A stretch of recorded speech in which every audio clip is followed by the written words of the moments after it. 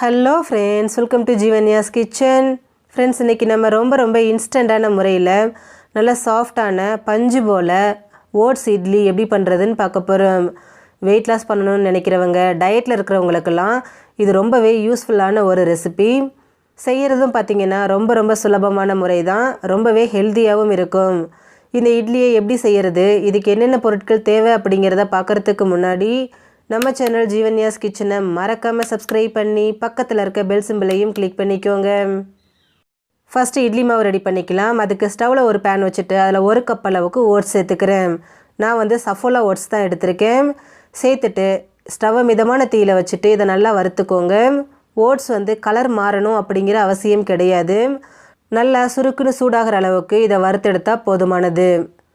பாருங்கள், நம்ம சேர்த்த ஓட்ஸ் நல்லா வறுபட்டு நல்லா சூடாகி வந்திருக்கு. கையில் தொட்டிங்கன்னா நல்லா சுருக்குன்னு சுடணும். இப்போ நல்லா வறுபட்டு வந்திருக்கு. இதை ஸ்டவ்லேருந்து எடுத்துகிட்டு அப்படியே ஒரு மிக்சர் ஜாருக்கு மாற்றி வச்சுடுவோம். இது முழுமையாக ஆறட்டும். அதுக்குள்ளே இதுக்கு இன்னும் தேவையான பொருட்கள் எல்லாத்தையும் நம்ம வறுத்தெடுத்துக்கலாம். இப்போது திரும்பவும் ஸ்டவ்வில் பேன் வச்சுட்டு அதில் 1 டேபிள் ஸ்பூன் நெய் சேர்த்துக்கிறேன். நீங்கள் நெய்க்கு பதிலாக ஆயில் கூட யூஸ் பண்ணிக்கலாம்.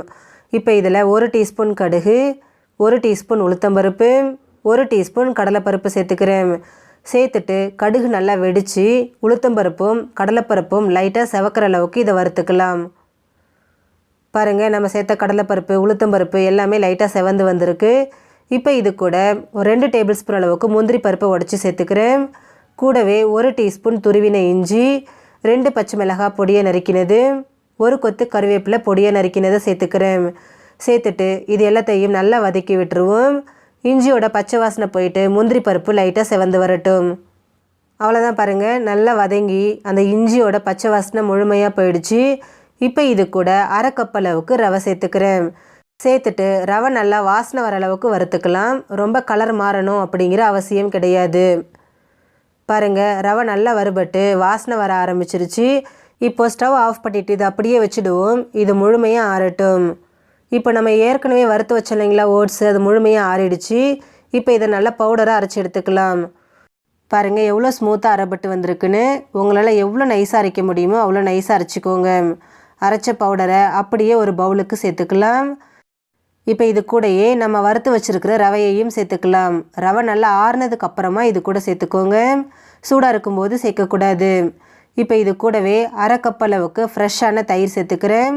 கூடவே 1 கைப்பிடி அளவுக்கு பொடியை நறுக்கின மல்லி இலை, 1/2 கப் அளவுக்கு துருவின கேரட், 1 டீஸ்பூன் உப்பு சேர்த்துக்கிறேன். சேர்த்துட்டு இது எல்லாத்தையும் நல்லா கலந்து கொடுத்துக்கோங்க. எடுத்த உடனே தண்ணி சேர்க்காதீங்க. தயிர்லேயே ஃபஸ்ட்டு நல்லா மிக்ஸ் பண்ணிக்கோங்க. நல்லா மிக்ஸ் பண்ணதுக்கப்புறமா இது கூட 1 கப் அளவுக்கு தண்ணி சேர்த்துக்கிறேன். தண்ணி ரொம்ப சேர்த்துடக்கூடாது. மாவு நமக்கு நல்லா திக்காக இருக்க மாதிரி பார்த்துக்கோங்க. சேர்த்துட்டு இதை கொஞ்சம் கூட கட்டிகள் இல்லாமல் நல்லா ஸ்மூத்தாக இது போல் கரைச்சிக்கோங்க.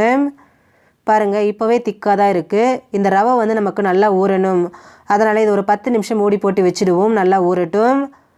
இப்போது நம்ம இட்லி பிளேட் ரெடி பண்ணிக்கலாம். அதுக்கு இட்லி பிளேட் எடுத்துகிட்டு அதில் இந்த மாதிரி ஆயிலை அப்ளை பண்ணிக்கோங்க. ஆயில் அப்ளை பண்ணதுக்கப்புறமா இதில் இந்த மாதிரி ஒரு முந்திரி பருப்பு வச்சுக்கிறேன். அதுக்கு மேலே கொஞ்சமாக துருவின கேரட் சேர்த்துக்கிறேன். இது அழகுக்காக தான், பார்க்குறதுக்கு அழகாகவும் இருக்கும், நல்லா டேஸ்ட்டாகவும் இருக்கும். வேண்டான்னா ஸ்கிப் பண்ணிக்கோங்க. இப்போ இது கூடவே கொஞ்சமாக பொடியை நறுக்கின மல்லி இலையும் சேர்த்துக்கிறேன். பாருங்கள், இட்லி பிளேட் ரெடி ஆகிடுச்சு. இப்போ நம்ம கலந்து வச்ச மாவும் நல்லா ஊறிட்டு நல்லா திக்காக வந்திருக்கு. பாருங்கள், இந்த அளவுக்கு நல்லா திக்காக இருக்கணும். இப்போ இதை நல்லா ஒரு தடவை கலந்துருங்க. கலந்ததுக்கப்புறமா இதில் கொஞ்சமாக சமையல் சோடா சேர்த்துக்கிறேன். கூடவே 2 டேபிள் ஸ்பூன் தண்ணியும் சேர்த்துட்டு அதை திரும்பவும் ஒரு தடவை நல்லா கலந்துக்கலாம். சமையல் சோடா சேர்க்கும்போது இட்லி நமக்கு நல்லா சாஃப்டாக கிடைக்கும். அவ்வளோதான், நமக்கு இட்லி மாவு ரெடியாக இருக்குது. இப்போ நம்ம இட்லி பிளேட் ரெடி பண்ணி வச்சுருக்கோம் இல்லையா, அதில் இந்த மாவை ஃபில் பண்ணிக்கலாம். 3/4 குழி அளவுக்கு மட்டும் மாவு சேர்த்துக்கோங்க. வேகும்போது நல்லா எழும்பி வரும். இப்போ ஸ்டவ்வில் ஸ்டீமர் வச்சுட்டு தண்ணி வச்சுருக்கேன். தண்ணி கொதிக்க ஆரம்பித்ததுக்கப்புறமா இதில் நம்ம ரெடி பண்ணி வச்சுருக்கக்கூடிய இட்லி பிளேட்டை அரேஞ்ச் பண்ணிக்கலாம். நான் ஸ்டீமரில் செய்கிறேன், நீங்கள் இட்லி பாத்திரத்தில் கூட செஞ்சுக்கலாம். இப்போது இதை மூடி போட்டுருவோம். மூடி போட்டுட்டு ஒரு 10லேருந்து 12 நிமிஷம் இதை நல்லா வேக விட்டுருவோம். இட்லி நல்லா வெந்து வரட்டும். பாருங்கள், ஒரு 12 நிமிஷம் போல் ஆயிருக்கு. நம்ம வச்ச இட்லி நல்லா வெந்து சாஃப்டாகி வந்திருக்கு. இப்போ இட்லியை வெளியில் எடுத்துடலாம். பாருங்கள் எந்த அளவுக்கு நல்லா சாஃப்டாக பஞ்சு மாதிரி வந்திருக்குன்னு. நம்ம கேரட், மல்லி இலை, முந்திரி எல்லாம் சேர்த்ததுனால பார்க்குறதுக்கு ரொம்பவே கலர்ஃபுல்லாகவும் இருக்குது பாருங்கள். அவ்வளோதான் ஃப்ரெண்ட்ஸ், நமக்கு ரொம்ப சிம்பிளான முறையில் ரொம்பவே டேஸ்டியான ஹெல்த்தியான ஓட்ஸ் இட்லி ரெடி ஆகிடுச்சு. ஃப்ரெண்ட்ஸ், நீங்களும் இதே போல் இட்லி செஞ்சு கொடுங்க, எல்லாருமே விரும்பி சாப்பிடுவாங்க. அந்தளவுக்கு ரொம்பவே டேஸ்டியாக இருக்கும்.